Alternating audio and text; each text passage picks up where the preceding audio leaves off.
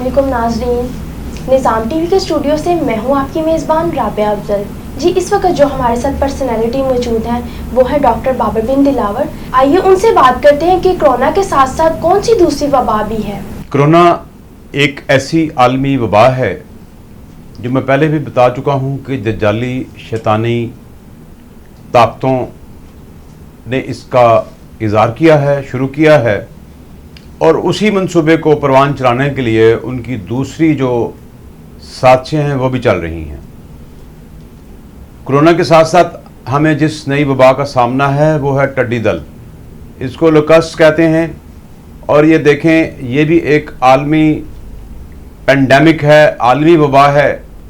अरब से शुरू हुई और पूरी दुनिया को ये लपेट में ले रही है, और जिस तरह से ये नुकसान कर रही है आपकी फसलों का, आपकी गंदम का, आपकी अनाज का, आपके चावल का, आपकी दालों का, आपके फलों का, और हर वो फसल जिसमें सब्ज पत्ते होते हैं उसको वो चट कर जाती है कि ये आलमी खौफनाक ग़िज़ाई बुहरान पैदा होने वाला है, और ये सारा एक साजिश के तहत किया जा रहा है। जी, आपने कहा ये साजिश है, क्या ये कोई कुदरती आफत है या कोई साजिश है? आमतौर पर तो इसको कुदरती आफत लोग समझेंगे, जैसे कोरोना को लोग समझ रहे हैं, लेकिन ऐसी नई बात नहीं है। यमन और अरब में एक इलाका है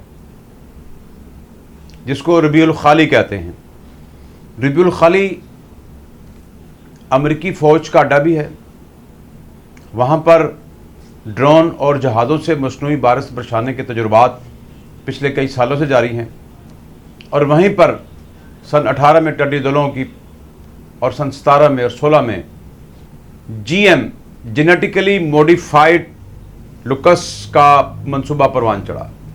वहाँ पर मसनूई बारिश से नमी पैदा की गई। पानी और बारिश के मिलाप से, पानी और नमी के मिलाप से क्या होता है कि जो टिड्डी दल है इसकी मादा एक दिन में 1000 एग्स अंडे देती है, और दिन में ये हज़ारों पैदा हो जाते हैं। आप देखें कि ये गर्म इलाकों में, दूसरे इलाकों में कैसे मूव कर रहे हैं, जबकि वहाँ पर फ़ज़ा ही विजिबल नहीं है। तो आपको बताना चाहूँगा कि टिड्डी दल एक वबा, एक साजिश, कोरोना एक साजिश, उसके साथ साथ दुनिया भर में मसनूई बारिशें भी एक साजिश हैं। मैं आपको पहले भी वार्न कर चुका हूँ, फिर बता रहा हूँ कि इसी तरह से GM मक्खी भी आ चुकी है। इसको बर्मा में लॉन्च किया गया है, ये ईस्ट से इधर की तरफ आ रही है, जिसको काटती है दूध देने वाले जानवरों को बेसिकली काटती है, इंसानों को काटती है, जिसको काटती है वो भी मर जाते हैं। तो अगली वबा जो है ये GM मक्खी होगी। और लेकिन हम चूँकि आज टिड्डी दल के मौजू पर बात कर रहे हैं, तो टिड्डी दल एक वबा है और ये एक साजिश है। ये साजिश इसलिए है कि कोरोना, मक्खी और टिड्डी दल मिलकर आलमी ग़िज़ाई बुहरान पैदा करेंगे, ताकि इसको ख़त्म करने के लिए मखसूस केमिकल बनाया जाएगा। वो मखसूस केमिकल क्या करेगा? वो मखसूस केमिकल ये करेगा कि टिड्डी दल के साथ साथ जिस ज़मीन पर उसको, जिस फसल पर, जिस इलाके पर, जिस रकबे पर उसको केमिकल को स्प्रे किया जाएगा, उस पर फिर वही फसल होगी जिसको GM कहते हैं, GMO सब्ज़ी, जेनेटिकली मॉडिफाइड सब्जियां, फसलें, अनाज उगेगा। बीज भी वही बैनुल-अक़वामी कंपनियां देंगी आपको, वही बीज जब आप ज़मीन में काश्त करेंगे अगले साल उस ज़मीन में वही बीज होगा और कोई फसल नहीं हो सकेगी। ऐसा अब भी हो रहा है।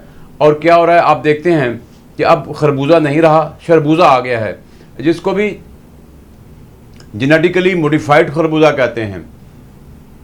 इसके और भी बड़े नाम है। इसको शरबूजा लोग आमतौर पर कह रहे हैं। आप देखें जिस ज़मीन पर वो लगाया जाता है फिर वो उसी के काबिल होता है, उस पर दूसरा खरबूजा या दूसरा फल नहीं उगता।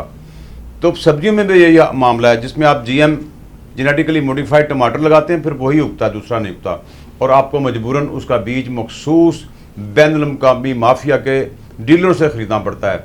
तो ये एक साजिश है जिसके तहत आपकी ज़मीनों में स्प्रे किया जाएगा। पहले तो ग़िज़ाई बुहरान आएगा। मैं आपको ये बता दूँ कि सिर्फ पाकिस्तान का अंदाज़ा लगा लें कि हमारा फ़ौज का बजट तकरीबन 1200 अरब सालाना है, और ये जो नुकसान पाकिस्तान के इस वक्त 67 अजला में टिड्डी दल नुकसान कर चुका है, और तकरीबन इस वक्त 205 अरब का नुकसान हो चुका है। टोटल नुकसान 800 अरब रुपए का सिर्फ पाकिस्तान में इसका अंदाज़ा और तखमीना है।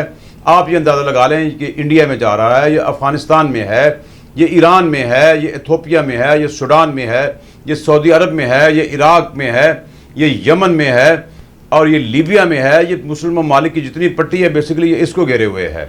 तो बताने का मकसद ये है कि ये एक ऐसी साजिश है जो कि आलम इस्लाम के ख़िलाफ़ दर हकीकत है, लेकिन ये आलम इंसानियत के ख़िलाफ़ भी है। आप देखें भारत भी, इंडिया जो कि हमारा दुश्मन में है, वो भी टिड्डी दल से निपटने के लिए पाकिस्तान को दरख्वास्त कर चुका है कि हमें दीजिए।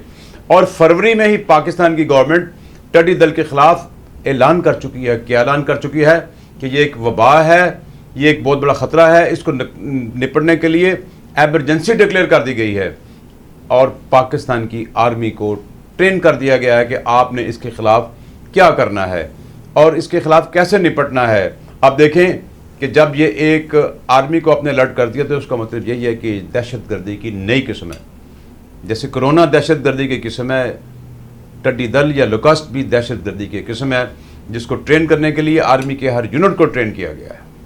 जी, सुनने में आ रहा है कि जब किसान ढोल बजाते हैं तो ये जो टिड्डी दल है ये भाग जाती हैं, इस बारे में आप क्या कहेंगे? किसान जो है एक कदीम तरीका यह है कि शोर डालते हैं मुख्तलिफ तरीक़ों से, कहीं पर लोहा बजा रहे हैं, कहीं पर वो घंटियाँ जो स्कूल में होती हैं वो बजा रहे हैं, कहीं पर ढोल पीट रहे हैं, बजा रहे हैं इन टिड्डी दल के लश्करों को भगाने के लिए, तो उसे भागते भी हैं। अब मैं साइंस बताता हूँ कि आपने देखा होगा कि आपके मोबाइल में भी ऐसे सॉफ्टवेयर हैं जो कि ऐसी साउंड को, जो कि मुख्तलिफ फ्रीक्वेंसी की होती है, बात का कान उनको सुन सकता है, बात का नहीं भी सुन सकता। मच्छरों को भगाने वाली हैं, चूहों को भगाने वाली साउंड्स हैं, इस तरह से मुख्तलिफ बर्ड्स को भगाने वाली साउंड्स हैं, स्नेक को भगाने वाली साउंड, वो उनकी फ्रीक्वेंसी होती है कि उस फ्रीक्वेंसी की साउंड को वो सुनते हैं।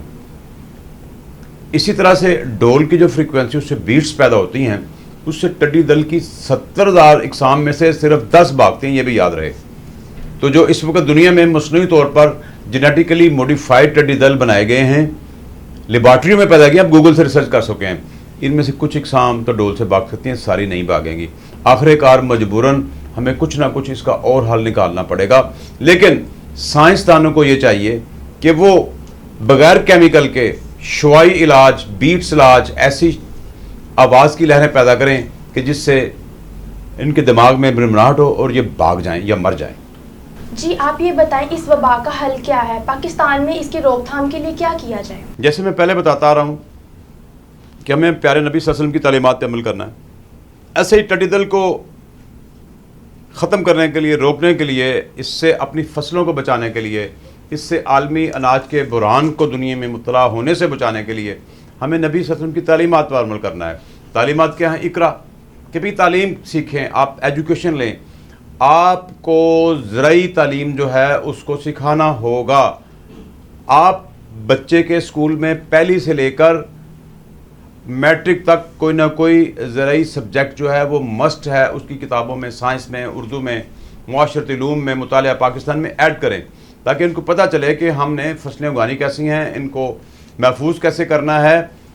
एजुकेशन तालीम बहुत ज़रूरी है, असल बात यह है। और हमारे मुल्क में जितने भी ज़राई इदारे हैं, ज़राई तालीम के इंस्टीट्यूट्स हैं, ज़राई यूनिवर्सिटियाँ हैं, उनको रिसर्च करनी है। क्या रिसर्च करनी है कि टिड्डी दल जो है, इस तरह हमारी जो बायोलॉजी के भी इदारे, उनको भी रिसर्च करनी है कि कैसे ये जो मसनूई तौर पर इंड्यूस की गई मक्खियाँ हैं, टिड्डी दल हैं, लोकस्ट्स हैं, इनकी 70,000 में से 20 ट्राइगर्ड जो फार्म है, शक्लें हैं, उनको कैसे कंट्रोल करना है, कौन से केमिकल हैं जो इनको मारेंगे लेकिन फसलों को नुकसान नहीं देंगे, कौन से केमिकल हैं जो सिर्फ इन्हीं टिड्डियों पर हमलावर होंगे, हमारे अनाज को नहीं खाएंगे, और वो क्या तरीका होगा कि ये मक्खियाँ जो हैं ये और टिड्डी दल जो हैं ये इंसानों को और फसलों को नुकसान ना पहुँचाएँ, बेहिस और बेअसर हो जाएँ। और उसके साथ साथ हमें बुनियादी तौर पर तालीम जो है उस पर फोकस करना होगा। साइंसी तालीम, ज़राई तालीम, बायोलॉजी की, टेक्नोलॉजी की तालीम, जेनेटिक्स इंजीनियरिंग की तालीम, ये दौर है आइंदा एजुकेशन का। हमें इनकी तरफ तवज्जो देनी है। हम इनकी तरफ तवज्जो देंगे तो आइंदा और अब इन वबाओं से बच सकेंगे। जी, इसके साथ ही हमारे प्रोग्राम का वक्त ख़त्म हुआ चाहता है। अपनी मेज़बान राबिया अफजल को इजाज़त दीजिए। अल्लाह निगहबान। Yunus Mobile, wholesale dealer, all mobile brands available. 25 years of trust. Address 29 Main Hall Road, Lahore. Phone 042 372 44485. Base Gulberg, Lahore. Phone 0423-575-6613 and 14. Commerce और टेक्निकल बुक्स के बानी अजीम ग्रुप ऑफ पब्लिकेशंस 1988 से कायमशुदा पाकिस्तान और दुनिया के मुख्तलिफ ममालिक में अजीम ग्रुप की किताबें टेक्स्ट बुक के तौर पर पढ़ाई जाती हैं। उर्दू बाजार लाहौर, फोन नंबर 924237231448।